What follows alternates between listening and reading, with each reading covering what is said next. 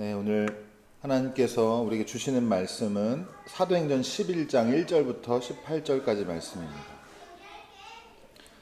사도행전 11장 1절부터 18절까지 말씀을 제가 읽겠습니다.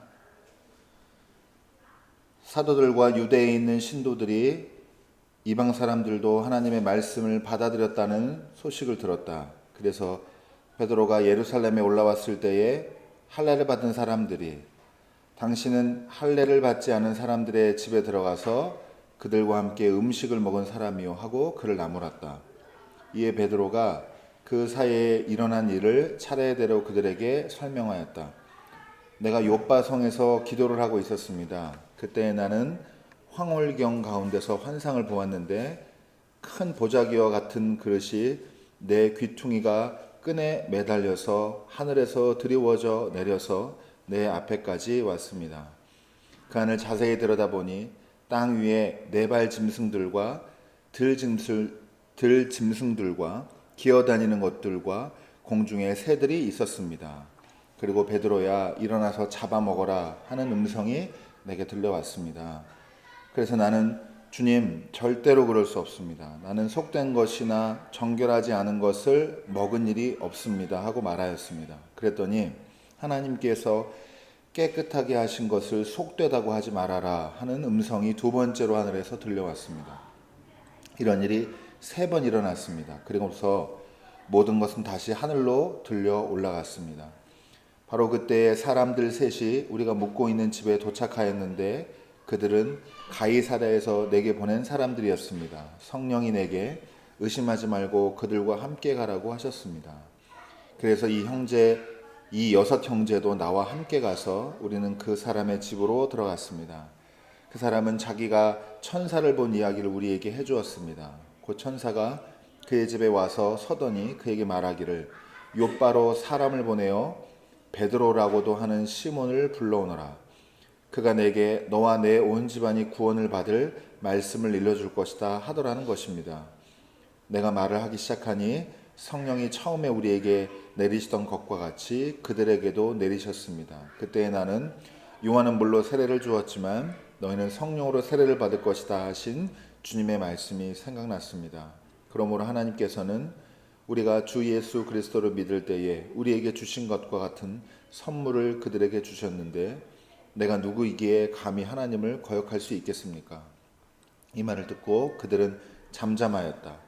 그들은 하나님께 영광을 돌리고 이제 하나님께서는 이방 사람들에게도 회개하여 생명에 이르는 길을 열어주셨다 하고 말하였다. 이는 하나님의 말씀입니다. 하나님 감사합니다. 우리 함께 인사 나누고 말씀 나누겠습니다. 구원은 날마다 새롭습니다.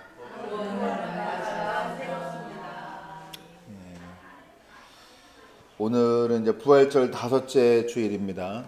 오늘 우리가 이제 살펴볼 사도행전 11장 이야기를 이제 나누기 전에 제가 이제 동양 고전의 오래된 우화 하나를 들려드리고 싶은데요. 장자에 나오는 내용이에요. 장자 4편에 혼돈에 관한 이야기가 있습니다. 혼돈. 남해 임금 수, 그 다음에 북해 임금 홀, 이렇게 수와 홀이 있는데 중앙에 있는 땅 혼돈을 방문을 자주 했어요.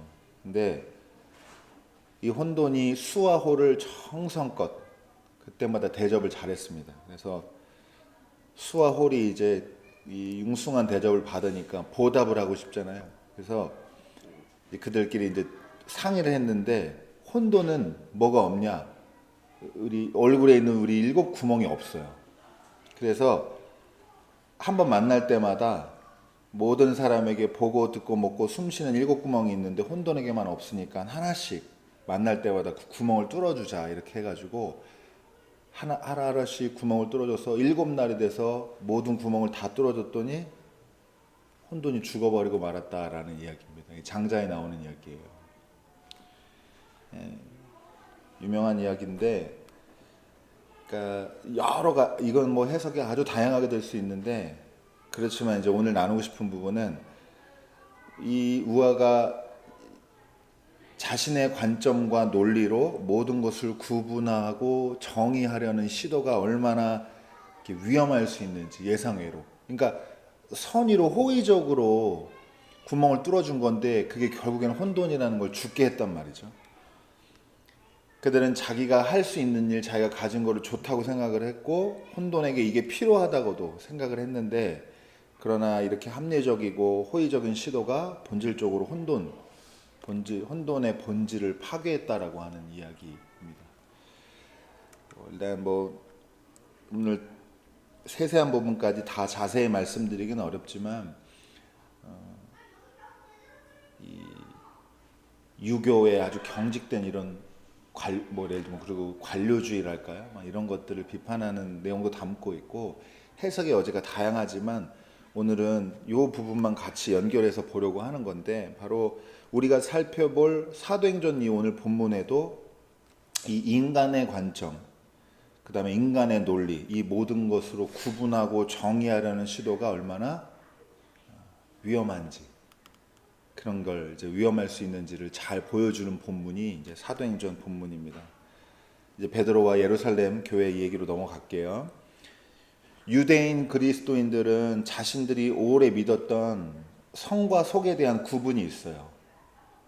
성스러운 것과 속된 것, 정한 것과 부정한 것에 대한 관념이 정확하게, 그리고 이게 오랜 전통을 통해서 확고히 구분이 되고, 잘 아시다시피 오늘날까지도 유대인들은 먹지 않는 음식에 대한 구분이 명확하고 해야 될 일, 해야 되지 않는 일들이 그 안식일 기준으로 해가지고 명료하게 이렇게 구분이 되는 그런 민족입니다. 이런 문화를 가지고 있어요.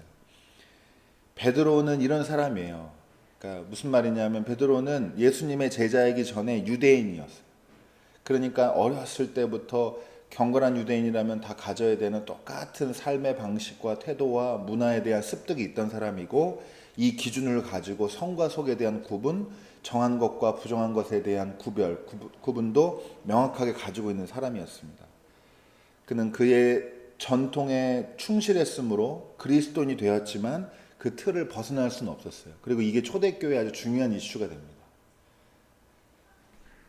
그는 먹을 수 있는 음식과 먹지 못할 음식, 정결에 대한 개념이 분명했는데, 예수님도 여러분 아시다시피 손 씻지 않고 제자들이 막 밥 먹고 하는 걸로 맨날 바리새인들이랑 싸우고 막 그러잖아요.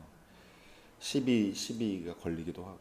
어쨌든 만나야 될 사람, 만나야 되지 말아야 될 사람, 이런 것도 구분이 명확했는데 예수님은 늘 이 경계를 깨트렸고, 그래서 이 기득권 세력들한테 굉장히 불편한 사람이 이제 돼버렸는데, 우리도 마찬가지로 이 이야기를 쭉 밀고 오다 보면 어떤 문제, 어떤 고민까지 가게 되냐면 구원받을 사람과 구원받지 못할 사람을 우리가 다 구분을 한단 말이죠. 요새도 저 다 보지 못했는데 드라마 중에 또 천국, 지옥 이런 얘기가 또 나왔더라고요. 인간의 어떤 보편적인 요새 현대 사고를 많이 반영을 하는 거고, 누가 천국 가네 누가 지옥 가네 하는 것들 사실은. 근데 어쨌든 이 구분이 그리스도인들에게 인간적이고 논리적이고 합리적인 이런 구분들, 그리고 전통이 있어서 유대인처럼 오랫동안 갖춰오고 명백하게 갖고 있는 이런 인간적인 기준들이 얼마나 위험할 수 있느냐, 그리고 근거가 희박하냐, 이런 얘기를 오늘 같이 나누고 싶은 거예요. 여기에 베드로가 이제 자기 서사를 쭉 하면서 내용을 우리에게 전달해주고 있는데, 핵심적인 내용이 뭐냐 하면 고넬료라는 이방인을 회심시킨 사건을 가지고, 그걸 가지고 예루살렘 교회에 왜 그래야 했는지를 해명하는 장면이 담겨 있는 게, 그 기록이 담겨 있는 게 오늘 본문인데요. 고넬료는 로마 군인이었지만 구제와 또 기도를 통해서 하나님의 인정을 받았고, 하나님은 그런 고넬료에게 베드로를 보내셔가지고 그 집이 다 구원받을 수 있도록, 그 과정에서 중요한 역할을 했던 게 환상입니다. 환상인데 오늘 읽어보시면 아시겠지만 베드로가 기도하는 중에 하늘에서 보자기 환상을 보게 돼요. 보자기. 온갖 부정한 짐승이 그 보자기 안에 가득하고, 하나님이 뭐라고 말씀하시냐, 베드로한테 잡아먹어라 이렇게 얘기하는 거예요. 베드로가 어떻게 했을까요? 읽은 대로 거부합니다. 이걸 3번이나 합니다. 그럴 수 없습니다. 속된 것이기 때문입니다. 이거는 정결하지 않습니다. 저는 그런 음식을 먹어본 적도 없고 앞으로도 먹을 수도 없습니다 라고 얘기를 분명히 하는데 그 음성을 3번이나 듣는 환상을 꾸게 된 겁니다. 여러분, 속된 것을 먹으라는 하나님의 명령은 유대인인 베드로한테 윤리적인 정체성을 완전 붕괴시키는 아주 어떻게 보면 폭력적인 굉장히 위협적인 명령이었을 거란 말이죠.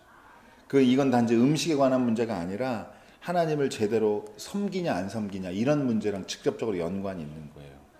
그래서 여러분 성경에 보면 사복음서에 우리가 그냥 전체 내용이나 맥락 때문에 지나가지만 사실은 탕자가 돼지 키우는 우리의 거기에 돼지 사료 먹었다라는 건 유대인한테 끔찍한 얘기인 겁니다.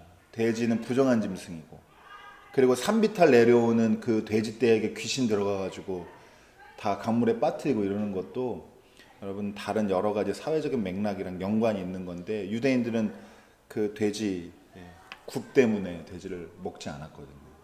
그리고 부정한 짐승이라고 여기고. 근데 여러분 이런 식으로 그걸 내가 구분한다는 것 자체가 하나님을 내가 얼마나 잘 섬기느냐 안 섬기느냐의 기준이 되는 건데 그걸 깨트리고 지금 그 정체성을 근본부터 흔들어 버리는 하나님이 등장을 하는 거고 하나님이 이런 분이라는 걸 여러분이 아셔야 됩니다. 네. 무슨 말이냐? 여러분 우리가 생각하고 믿고 있는 거를 확증시켜주고 늘 우쭈쭈 해주고 잘했다 해주는 그분으로 하나님 만나는 게 아니라 결정적인 순간에 여러분의 생각을 흔들고 여러분 가치관을 다 그냥 송두리째 그냥 뒤집어 놓고 막 이런 일들을 하나님이 많이 인생을 통해서 많이 하신다라고 생각하시면 좋겠고 어쨌든 이 문제를 통해서 이 고민을 통해서 베드로의 삶의 기준이 무너지게 됩니다. 누가 무너뜨렸어요? 하나님이 무너뜨렸습니다. 하나님은 세우고 심고 기르고 살리는 분이지만 또 한편으로는 무너뜨리고 부시고 흔들고 박살내고 이것도 하나님의 일입니다. 하나님께서는 그것을 무너뜨리셨고 베드로는 최종적으로 뭘 깨달았느냐? 하나님께서 깨끗하게 하신 것을 속되다 하지 말자. 이걸 깨닫게 됐습니다. 중요한 깨달음입니다, 여러분. 왜 중요할까요? 이래서 이방으로 복음이 전해진 거예요. 그 연결고리 이 시점에 교회 사람들이 끝끝내 하나님이 이렇게 박살내려고 하는 유대인의 정체성을 그걸 고수를 하고 지켰다 그러면 유대인 내에서 기독교 운동이 그냥 끝나다가 그냥 소멸해 버렸을 거예요. 유대교보다 훨씬 약한 운동이니까. 근데 이게 이방 세계로 눈을 돌리게 만들었고 이방인도 예수 그리스도 통한 그 구원의 길을 열리게 되는데 아주 중요한 역할을 한 이 개념이 이겁니다. 나중에 지난주에도 말씀드렸지만 이 과정 통해서 계속 신랑이가 있어요. 오늘도 여러분 말씀 처음에 어떻게 시작해요? 할례 받지 않냐 받았냐 이거만 가지고 문제 삼는 거예요. 어떻게 할례 받지 않은 사람들한테 네가 집에 찾아가서 막 하고 막 이런 것들 계속 이런 게 문제가 됩니다. 여러분 그리고 이제 제가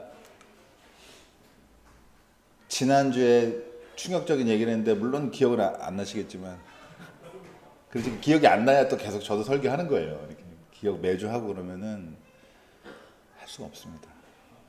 제가 나쁘게 살아도 된다고 그랬어요. 기억하세요? 듣고 싶은 것만 들으시기 때문에. 그래서 제가 술, 담배 하는 거 그리스도인의 하나 자랑 아니고 안 한다는 거. 생명력이 있냐 없냐 이게 진짜 중요한 문제라고 제가 막 얘기를 하면서 여러분 이거는 이제 제가 해명이 좀 필요한데 죄를 옹호하려고 권장하려고 하는 얘기가 당연히 아닙니다. 그렇게 알아듣고 면 안 되는 거죠. 근데 여러분 진짜예요. 그러나 빈말로 한 게 아니라 여러분 우리가 인간 사이에서 서로를 판단하기 위해서 만든 도덕적인 경계, 정결함의 기준, 경건함의 틀 이런 것들이 얼마나 근거 없고 협소한지를 여러분 그 부질없는 걸 이해를 하셔야 돼요. 빨리 이해를 하시고 여기서 벗어나야 신앙생활이 열리게 됩니다. 정말이에요, 여러분. 안 그러면 계속 어떻게 되느냐? 판단이 계속 돼요, 사람이. 볼 때마다. 아, 저 사람 이혼한 사람. 저 사람은 교회 요즘 열심히 안 나오는 사람. 저 사람은 뚱뚱한 사람. 저 사람은 뭐한 사람. 소비가 뭐한 사람. 자꾸 이렇게 된단 말이에요. 여러분, 거기서 빨리 벗어나야 돼요. 그 틀 때문에 우리도 자유롭지 못하고 그 사람이 은혜의 보자기에 담긴다는 사실을 우리가 인정을 못하게 되는 거예요. 종종 어떤 사람들은 복음 받아들일 준비가 안 됐고 부적절하다 이렇게 우리가 판단을 하게 된단 말이에요. 아, 저 사람은 안 돼. 알코올릭이라 안 돼. 여러분, 그런 거 없어요. 그 도덕적인 경계가 사회에서 유효하다는 게 당연히 맞지만 그 경계를 뚫고 하나님이 거기다가 생명의 길을 낸다는 게 그게 우리가 믿는 믿음인 거지. 세상 기준과 똑같이 가지고 사람들 판단해서 교회 내에서 있는 사람들조차 서열화시키고 우월하네, 열등하네, 부족하네, 뭐 경건하네 이렇게 판단하는 기준은 인간 편에서는 하나 부질없는 거예요. 그러니까 이게 제일 쓸데없는 게 하는 게 기도 몇 시간 하냐 이런 걸로. 수요예배 저 권사님 나오냐 안 나오냐. 예를 들면 저도 그런 게 많이 경험했단 말이에요. 봉사를 얼마나 하네 마네. 목사님은 그게 좋아요, 여러분. 속지 마시라고요. 목사님들은 그렇게 해야 사람들을 일하게 시키거든요. 교회가 돌아간단 말이에요. 근데 여러분, 하나님 보시기에는 이 천국 갔는데 성가대를 720번 섰는데 이런 걸로 하나님한테 아무 그렇니? 이게 아무렇지도 않다. 근데 부족한 사람이라도 예를 들면 하나님 앞에 섰는데 부족한 사람이라도 저런 사람도 천국 가요 이랬는데 그 사람 뒤에 그 사람 때문에 살았던 가난한 사람들이 쫙 줄 서 있고 그 사람들을 지지한다고 생각해 보세요. 이런 게 문제다. 이런 게. 이게 진짜 신앙에서 중요한 문제고 이 생명력이 이걸 어떻게 우리가 이걸 교회 다니면서 이걸 어떻게 얻어낼 거냐 이게 핵심인 거지. 네, 이게 핵심이에요. 교회 오래 다녀도 도덕적으로 경건해지긴 하지만 세속적으로는 윤리적이고 법 없이 살 사람이 되지만 아무에게도 생명력을 흘려보내지 못하는 사람이 된다. 이게 문제인 거다 이 말입니다. 여러분, 인간적으로 중요한 문제라는 것은 제가 당연히 압니다. 그러나 하나님의 시각에서는 그게 제한적일 수 있다는 걸 빨리 깨우치셔야 되고 인간의 만든 경계가 오히려 건강한 기준이 아니라 편견일 수 있고 하나님의 은혜와 구원을 제한하지 말아야 된다는 거. 여기에 자꾸 마음을 열어야 됩니다. 여러분, 제가 여러분을 너무 어떻게 보면 낮게 보고 얘기하는 걸 수도 있어요. 그러나 저를 제가 알 때 제가 솔직히 말씀드리면 여러분 다 사연이 있단 말이에요. 다 사연이 있어요. 우리는 여러분 너무 평범한 말이라 와닿지 않을 수도 있지만 인간은 다 연약해요. 다 연약해요. 추한 모습이 다 있습니다. 다 있어요. 우리가 하나님이 만약에 우리를 현미경 가지고 들여다본다 그러면 다 죽어요. 그렇단 말이에요. 여러분, 그런데 제가 그래서 지금 겁주려고 하는 게 아니라 반대란 말이에요. 반대. 여러분이 나쁘게 살았어도 괜찮다니까요. 그건 문제가 아니에요. 하나님의 생명력이 우리를 살릴 수 있을 정도의 생명력이라는 사실을 믿고 그 안에서 자유를 누리시다 이 말입니다.